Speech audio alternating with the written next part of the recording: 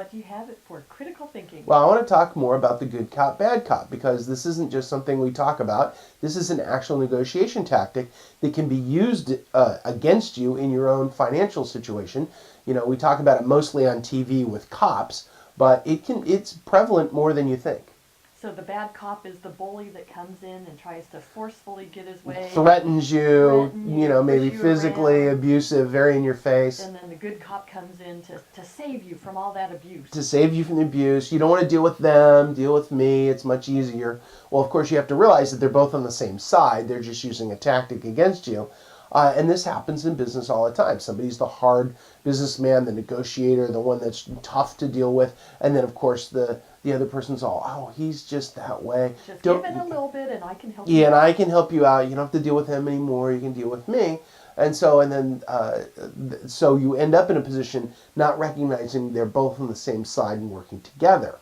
And, of course, they're not the only people who do this. No, parents do this all the time. Yeah. So you have the mom that's the good cop that says, clean up your room and I'll give you some ice cream or something. Something. But look out for your father. When he comes home, you better get this done now because I'm being nice, but your father won't be. That's right. So he's the bad cop. He's going to come home and enforce everything. So you have to do what your mom wants because your dad will put you in his place. Now you can also do this, or one person can do this all by themselves. They can act very harsh at the beginning and come in, you know, aggressive and so on, and then apologize and smooth things over. I'm sorry, it was so hard on you.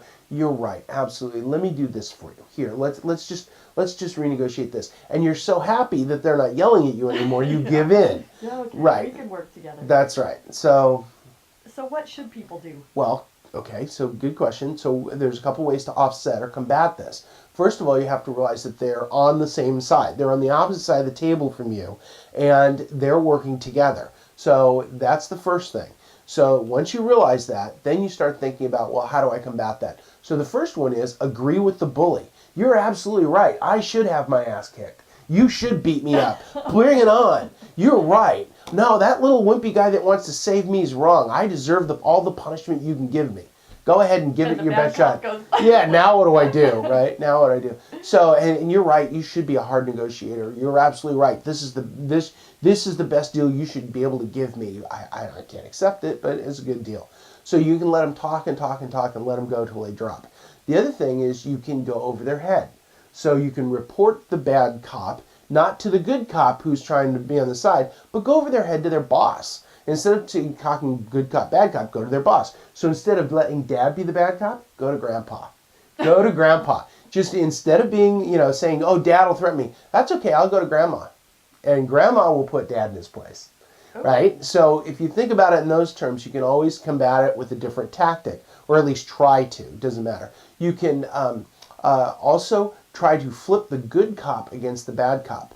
Mom, you wouldn't let dad yell at me, would you? No. Well, what's your mom going to say? Yes, I'm going to let him beat you? No, of course not. So when you think about turning the good cop against the bad cop, you can do it in business too. How can you work for that guy? Why don't you come work for me? In fact, you can help me. If you just help me on this deal to get what I want, I can give you a job. Sounds like Congress. You're a tough negotiator. Sounds like Congress, yeah. Well, so it's negotiations, right? So once you realize it's a tactic, then you play a counter tactic.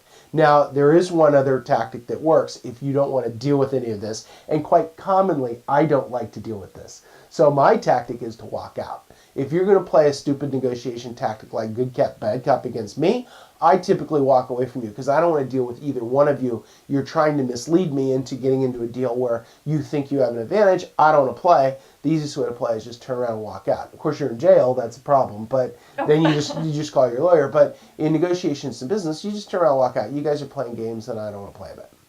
And what's your takeaway? So my takeaway is if you think someone's playing good cop, bad cop on you, either try a tactic to turn around or just walk out. But regardless of what you do, don't make a decision just to show someone else they didn't get their way. That's called cutting off your nose to spite your face.